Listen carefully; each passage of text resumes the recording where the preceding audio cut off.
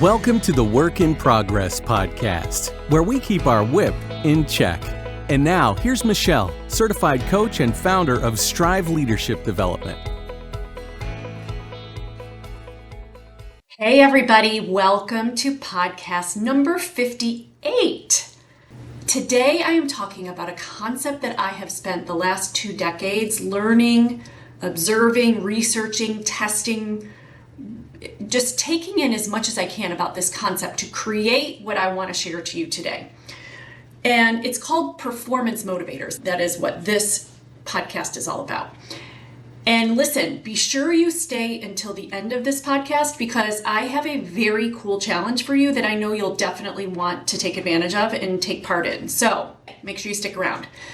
Now, it all started when I began my career in sales and transitioned to managing and training salespeople. And the overall concept of the understanding of how and why humans make the decisions that we make. The concept of how emotions motivate us, how they motivate everybody, we, the rest of the world, and really every company across the world knows this and understands this. That's what marketing is all about. It begins with understanding how people feel, how they want to feel, and how to help them see that they can feel how they want to feel by purchasing a certain product or a service, whatever it may be. We all understand this, and probably many of you listening right now have marketing efforts or marketing departments that operate to accomplish this and see the successes of this being implemented properly. Now, according to the American Psychological Association, APA, emotions are how individuals deal with matters or situations that they find personally significant. That's how the APA defines it. There's many definitions, but for the purpose of today, we're going to go with that one. So while it doesn't stop with marketing, it's quite scientifically based in neuroscience and as our needs motivators. Human emotions drive actions, purchases, activities, or the lack of activities with everything that we do. So it becomes the job of the salesperson, in my previous analogy, to understand their buyer and their buyer's emotions and what is driving their specific decisions to satisfy for them. Now, great salespeople understand that, and they seek to solve for that. And we were very good at training salespeople for that purpose and helping buyers create what they desired based on all of this, not convincing them of something they didn't want, but finding what it was that they wanted to satisfy within their emotional needs and helping them see how they can do that with our product. So I began, after training this over and over again and watching this with consumers, I began to apply the analogy of it into my world in other ways, and I would look at people in this way in terms of their emotional drivers for all of their decisions, including my own decisions. What am I being driven by? What are these emotions driving me toward or desiring? Because we're all driven by them. But I began to apply it to use as a leader, and I began to notice some trends and some patterns, and as I learned more, I applied it in ways that helped me to connect better with the people around me. So that's the short story. That was the long short story. When I started my home building company in the Great Recession, I needed to hire people. And I wanted to hire the best people, of course, right? The problem for me was that the people who are the best weren't really worried about losing their jobs in the Great Recession. So even though others were getting laid off around them, usually, at least in my industry at that time, the talent I wanted to attract were not at risk for job loss. But I also couldn't pay top dollar for talent like the larger companies could. I was still a brand new company and, didn't have those same budgets and abilities from a compensation package to offer that. So it was a bit risky to come to work for me at that time. So I thought that, what can I offer top talent that others can't? How can I win in this situation? I had one thing going for me at least. Hopefully at least this one thing. Hopefully more. I had a great reputation in the industry and a very loyal following of people who enjoyed working with me and who would give me the time of day to at least hear what I had going on. at the time. So that was a great start to get a conversation going, but it wasn't going to be enough for someone to just jump ship from their high-paying corporate job with great benefits package to come take a risk with me, and I knew that. So, I'm confident, but I'm not crazy. What I did know was that the layoffs were happening around these great people, and they may have had great job security, but their companies were still functioning. And now those who were left who were taking on the work of everybody were probably carrying the load of 1 to 2 or more other people's jobs, and they were stretched far more than they had before. So they were working hard, burning out, and their lives and their companies were far from happy at that time. So that was my new path. I had a few positions to fill. I reached out to the people who I knew would be most motivated by what I could offer them. And it was a new concept at that time, the work-life balance. And I found those who were motivated to appreciate this as part of their motivation to make change. And that was the beginning of what I have now created since. My two main concepts. One is operating in emotional leadership, and that means a lot of things. But included within it is my main culture and leadership focus, where I teach that it's never about the money and the concept of that based on performance motivators. So my theory is that it is never about the money. It's a concept I've created that is based scientifically from research and studies whereby humans have an emotional desire or emotion that drives actions to satisfy that emotional driver desire. In simplest terms, this means that if all things were equal, for the sake of this example, that the reason someone chooses to work at this place for this company doing this job is to satisfy something else that is far more important to them. It's their non-negotiable, their deal breaker. And without that being satisfied, it's a hard no. In other words, there are many companies that do the exact same thing. And they exist in the same areas in most cases. So geography is not a factor either, if remote work is not even an option, which it is now as well. But a person chooses to work at one of those companies and not the other one, and stay there for their emotionally driving reason, or what I call their performance motivator.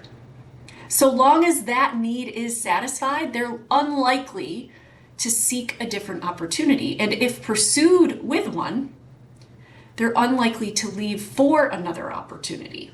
And even if they do, which does happen, I'll come back to my story about Boomerang Bob later, they may come back if that need is not satisfied elsewhere. So I have example after example of how this has been proven over and over again. Over time, I categorize these groups of people into 6 different categories for what motivates them. And these performance motivators are their deal breakers. You have one. I have one. We all have one. And the interesting thing is this, we likely always have a little bit of each of these existing within us. But at any given time, there's one that is the number one driver, the number one deal breaker. Now, when I operated under these concepts, I noticed a big shift. Next thing I know, I had my people telling me that I was the best manager they've ever had. Now, this really caught me off guard, and I wasn't looking for this or expecting it. I think I was fairly surprised when it started happening. And then one night, we were at an industry awards show where our entire company was in attendance, and we were up for many awards that night amongst many categories. And they were giving out this leadership award. And someone up front was reading this long story about someone.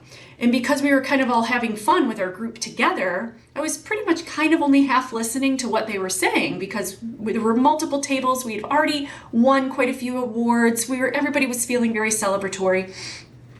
And I wasn't really listening to everything they were saying until I heard my name announced from the stage over the microphone. And I looked up, having no idea what was going on. I can't imagine the look that was on my face. And everybody was looking at me and some were teary-eyed and coming up to me and hugging me. And I was like, what in the world is going on here? I could not have been more shocked than I was that night. I had won the Industry Leadership Award and was nominated by my team. And I couldn't even remember what they said about me. Shocked was an understatement. I had no idea. To this day, I have not heard or read the kind words they said about me that night, but I'm sure they've told me along the way, and it wasn't anything I hadn't already heard from them.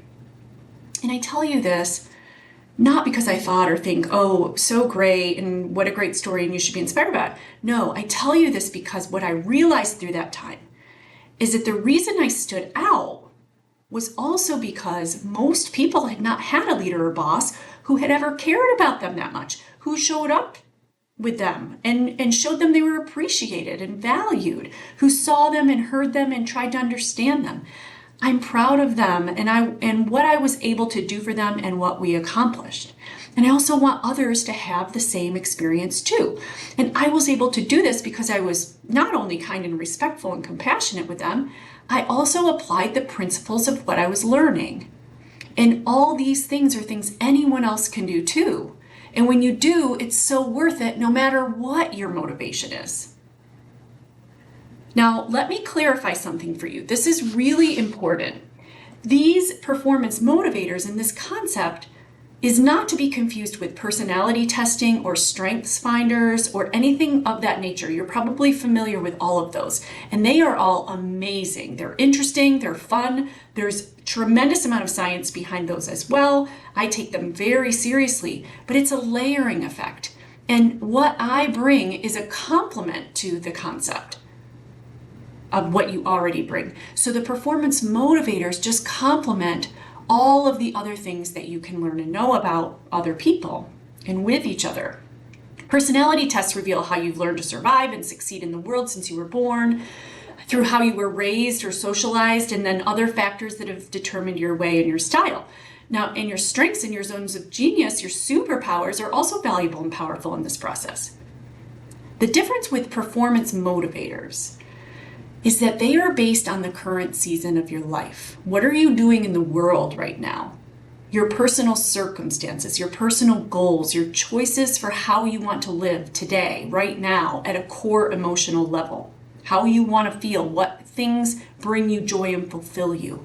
And as the seasons of your life shift and evolve, so do your performance motivators, because you have new emotions, needs, desires, and drives to satisfy. Now, you could be in one category when you're 32 years old, and then a different category when you're 47 years old, or possibly several others in your professional lifetime. And this is where operating in emotional leadership comes in. When you're managing people, leading them, it will add so much valuable ability to your leadership skills when you can determine the performance motivators of those you're hiring, those you're managing on your team, and how their performance motivators change over time. Now, they may fall into one performance category when they start their career with your company, and then 6 years later, they may be motivated very differently. And if you're not paying attention, you may begin to lose your great people. Now, this is an opportunity for you to maintain the connection with them, to create their loyalty for the long haul. The best part is that this is a simple concept, yet it's a very powerful one. It's fun. You watch it unfold and recognize the signs of each performance motivator and then operate within that in your communications with them. When you understand what's motivating the individuals on your team, you'll know how to communicate with them in the ways that speak to them most. And on the other hand, when you're not speaking their language, it will be easy to lose them. They won't be coming along for your ride. Back to emotional leadership. If you want them to follow, how are you doing this? So let's run through the 6 performance motivators. I'm going to do it quickly with you, and I'm not going to give you a lot of examples. I'm going to do that in a future podcast. And working together with us, you spend a lot of time diving into this further as well. But for the fun and brevity of today, I want to go through these for you so that you have a concept of what we're talking about.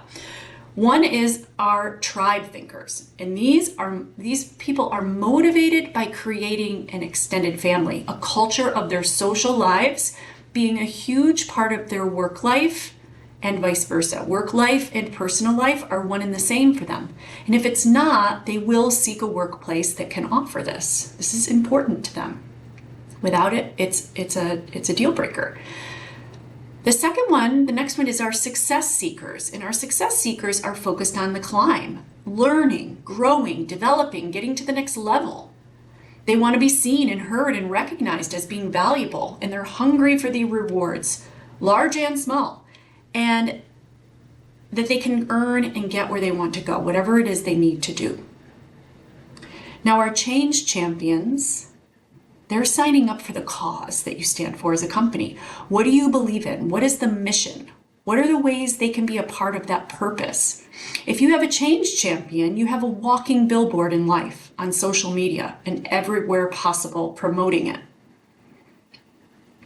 Now, our impact players thrive on being recognized as a necessary and integral aspect of the growth and strategy of the business. Without being seen and held in that regard, they will move on to where they are. It's not the climb, it's being seen as necessary and integral. Our boundary balancers have great talents to offer, and they must be able to do it on their terms. They have strong lines and responsibilities that must be accommodated, and if they are not, it becomes nearly impossible for them to make it work. They are truly valuable assets, and if you can work with their needs, you can gain a strong employee for your team. And then we have the structure whiz, and they thrive on being a contributor and job security and are proud of what they bring to the company. They need structure and for the lines not to be blurred. They don't want after-hours calls or demands, and they don't need to climb. They're satisfied with where they are, they're risk-averse, they don't want a lot of change, and while they do want to be appreciated, recognition is not necessary, especially publicly, and may not be welcomed. But job security and minimal risk is what motivates a structure whiz. Now, most of us manage other people and communicate with other people, and it's easy for us to assume that others think the way we think and that others are motivated by the way we are motivated. And that's completely natural and normal. That's how many of us operate. That's why we very commonly attract others into our worlds who are most like us. So there's nothing wrong with it. But here's the thing. Let's assume that you fall into one of the 6 performance motivators, and you are most comfortable managing others who are motivated the same way you are. Well, that's just 17% of the people out there in the job market, statistically speaking. So this means that you may not be attracting, connecting, or speaking the language of another 83% of other people out there in the market. So how much talent and value are you leaving on the table by not considering opening this to this concept? Now, as I mentioned in the next podcast, I'm going to expand on each of the performance motivators with examples and stories about how some of the people I've enjoyed in my career along the way, including Boomerang Bob, as I mentioned earlier. Today, I want to stay high level for you though. When you can truly know the right answer as to each person's performance motivator, your ability to lead people will shift dramatically. You will realize that you can see them for who they are, and that means you can speak to them and motivate them in ways that inspire them, that motivate them, that help them want to be a part of the team, to ensure you and the company are successful. They'll jump through the hoops for you to accomplish whatever you place in front of them. This is powerful for you and for the company and for them. And when I tell you it's never about the money, I assure you that it is true. There will be very little reason for someone to seek opportunities elsewhere to begin with. They won't have a reason to start looking. And if they are pursued by others, and that we all know that happens in the job market, we probably do it, right? They're less likely to return those calls with their interest. And even if they do, they'll be doing it and coming from a place of satisfaction and all their needs already being satisfied. And that is a tough offer to beat. Now, this is not to say that you don't need to pay people well. I am not saying that. Let me make it very clear that I do not advocate for not paying people well and what they're worth and their value. But what I am saying is that we must assign value as well to all of the other things that you bring. When you operate in emotional leadership, there is a value assigned to it, and their experience working for you is valuable. You must assign value to that. And this is not a complicated concept. It's simpler than anything else you will do in leadership. At the end of the day, I would even dare suggest that even if you can't offer the same comp package as another company, and I've been there, I have been in those shoes plenty of times, that what you offer in your leadership can make up for that. I am proof of it, I promise you. This also means that if there's a time when someone wants to leave, that tossing money their way is only a Band-Aid. When you understand these concepts fully, you will see that more money is a temporary fix, but it doesn't solve for someone not satisfying what is most important to them. Fixing the real problem will cost you far less in the end, in both dollars and turnover, and create a far happier employee in the long run. You may think that you know what your performance motivator is already. And you might be right. But here's my challenge for you today. Here's the fun part. I told you to hang out for this. This is the good part. And then it gets even a little bit better. It's 2 parts. Here's my challenge for you today. Go straight to our website, striveleadershipdevelopment.com. On the website, you are going to see that you can take the Performance Motivator Quiz. It's only a few questions. It will not take you long at all. You are going to get those results emailed to you and get a full understanding of all of these details. So I'm going to outline it for you in the email that you receive once you take the quiz. There's no right or wrong answers. There aren't worse or better or right or wrong performance motivators. This is really important for you to know. Whichever one you get is the one, and it's fantastic and it's amazing. But you're going to get all of the details. Then, here's the fun part. You're going to be able to forward that link to the people on your team. Ask them to take the quiz too. I want you to try to guess whether you know what each person's performance motivator is ahead of time on your own, and then have a conversation with them about the results. See if you were on track and what you learned in your conversation with them about it.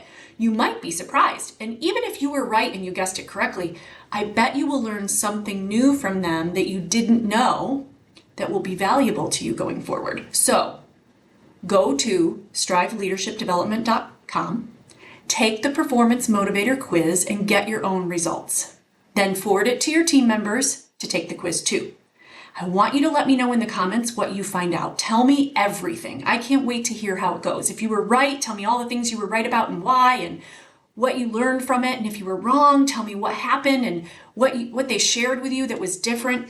I would love to hear all about it. This is the stuff that I get so excited about hearing, and I know other people will learn from it too. So listen, this is what we work on. This is what we learn and we practice in our community every day at Strive. So I hope you'll join us. Learn more about how to lead in emotional leadership and use the performance motivator concepts to maximize your leadership style. There's so much more. This is just the tip of the iceberg. When you can actually learn how to implement and use this, it's so simple and it will change your leadership, your following, and the culture of your team and the loyalty of them forever. And you're going to see the impacts and the results immediately. This isn't something that you put into place now and you see the results later. This is something that you get to see immediately. So go put it into use. I'm giving you such a great tool that you can put into use right now. And I hope I'll get to see you soon. Come check us out.